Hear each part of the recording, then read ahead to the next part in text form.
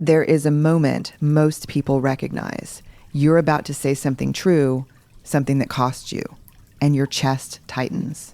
Your mouth goes dry, you scan the room or the face across from you, and something ancient inside you says, don't. That feeling is not weakness. It is not a character flaw. It is your nervous system doing exactly what it was designed to do, protect you from being cast out of the group. For most of human history, being cast out meant dying. The problem is we no longer live in that world, but the wiring hasn't changed. Brené Brown spent 20 years studying what happens when people let themselves be seen, fully, honestly, without armor. What she found was not what most people expect. The people who reported the greatest sense of belonging, the deepest connections, the most meaningful lives, they were not the people who had figured out how to protect themselves. They were the ones who had learned to stop. That is the uncomfortable truth this video is about. Vulnerability is not something you do when you're ready. It is not a reward for getting strong enough. It is, as Brown found in study after study, the starting point, not the finish line. Here's what this video will give you. First, a real explanation of why vulnerability feels dangerous. Not a motivational gloss, but the actual biological and psychological mechanism at work. Because when you understand the system, you stop blaming yourself for how it operates. Second, what Brené Brown's research actually says about the people who practice vulnerability, what they do differently, and why it works. And third, 3 simple, concrete practices you can bring into ordinary life. Nothing dramatic, no grand gestures required. This is not about becoming someone who shares everything with everyone. Brown was clear about that distinction her entire career. This is about the selective, courageous act of letting the right people see the real thing. Why your brain treats openness like a threat. When Brené Brown first began her research at the University of Houston, she was studying connection. She interviewed hundreds of people about belonging, love, and what it felt like to be truly close to another person. What she kept hearing over and over was the same word, vulnerability. She did not expect that. She was not looking for it. And for a while, she resisted it. Brown has said publicly that she went into the research as a person who believed vulnerability was for other people. She was a social worker, a researcher, someone trained to hold structure and distance.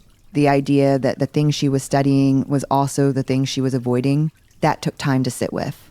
But the data was clear. Every person in her interviews who described a sense of deep connection, of belonging, that felt real rather than performed, had one thing in common. They were willing to be seen in uncertainty. They were willing to speak without guarantees. Now here is the biology underneath that discomfort. The human brain's threat detection system, centered in the amygdala, does not distinguish between physical danger and social danger. A rejection, a judgment, a moment of exposure where you reach towards someone and they pull back, the brain processes that the same way it processes a predator. Cortisol floods the system.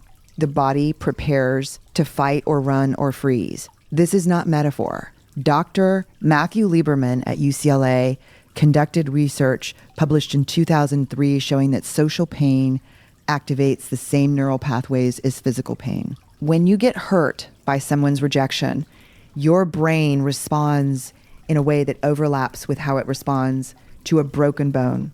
So when vulnerability feels dangerous, it is because your body is telling you it is. The only question is whether you trust that signal to make every decision or whether you learn to act in spite of it. Brown's answer was not to silence the signal. It was to get better at reading it. She called this learning to rumble with vulnerability, sitting with the discomfort long enough to ask what it actually means rather than running from it on instinct. The difference between vulnerability and oversharing, one of the most common misreadings of Brené Brown's work, is the assumption that she is asking everyone to cry in public and say their feelings out loud to strangers. She is not. Brown made a distinction she returned to repeatedly throughout her career. Vulnerability without boundaries is not vulnerability, it is performance. Or worse, it is a bid for sympathy that bypasses the actual risk of being seen. Real vulnerability, in her framework, requires 3 conditions. There must be uncertainty. You cannot know how the other person will respond. There must be risk. Something real is at stake. And there must be emotional exposure. You are showing something true, not something crafted to manage the other person's perception of you.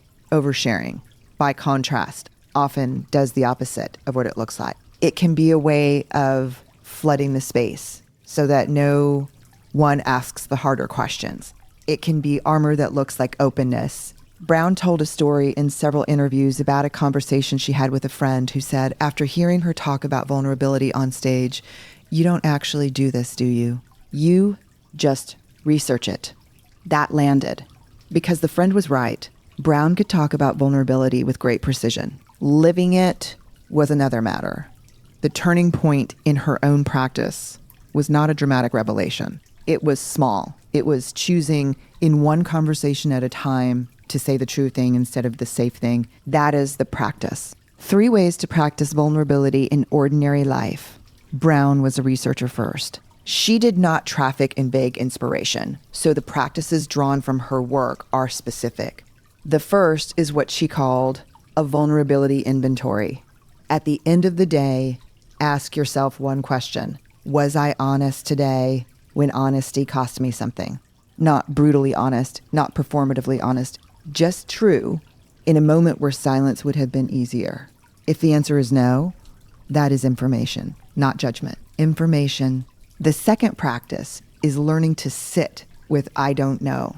Brown observed that one of the most common ways people avoid vulnerability is through false certainty, pretending to have an answer, performing confidence. The act of saying, I don't know, in a meeting, in a relationship, in a decision, is a small act of exposure. It signals, I am a person with limits. That is not weakness. It is the beginning of actual trust. The third practice comes from something Brown described in her book, Daring Greatly, distinguishing between people whose opinions matter and people whose opinions you have simply been afraid of. She talked about keeping in her own life a small piece of paper in her wallet, a list of names, people who had earned the right to her story. When criticism came from outside that circle, she learned to notice the discomfort without letting it govern her. When it came from inside the circle, she listened closely. This is not about being closed off. It is about being deliberate. Vulnerability with everyone is exhausting and often unwise. Vulnerability with the people who have earned it is, Brown argued, the only real kind. There is an image Brené Brown returned to more than once in her work. It comes from Theodore Roosevelt's 1910 speech, Citizenship in a Republic, the passage about the man in the arena, face dirty with dust and sweat and blood, who strives, who fails, who comes up short again and again, but who is at least in the arena. Brown used that image not to celebrate suffering, but to name what it costs to show up. The people in the cheap seats, the critics, the ones who never risk anything, they are safe. But they are also not really alive in the way that counts. Vulnerability does not guarantee connection. It does not guarantee that you will be met. Sometimes you reach towards someone and they do not reach back. Brown knew this. She lived it. Her research included more stories of people who took the risk and got hurt than most people want to hear about. But she also found something the critics in the cheap seats never find. The people who kept showing up, who kept letting themselves be seen despite the cost, were the ones who eventually found real belonging. Not universal belonging, not the kind that requires performing, the kind that survives honesty. That is what is waiting on the other side of the discomfort. Not safety, something better than safety. If this changed how you think about vulnerability, even slightly, leave a comment below and answer this. What is one conversation you have been avoiding because the honest version feels too risky? You don't have to share the details. Just naming that it exists is its own small act. Like this video if it was useful. Subscribe if you want more. And share it with someone who you think might need it right now. This channel is not affiliated with Brené Brown or any of her official representatives. The content you just watched is educational in nature, inspired by the publicly available teachings, writings, and interviews of Brené Brown. It does not constitute professional advice. Before making any major decision in this area, please do your own research and consult a qualified professional.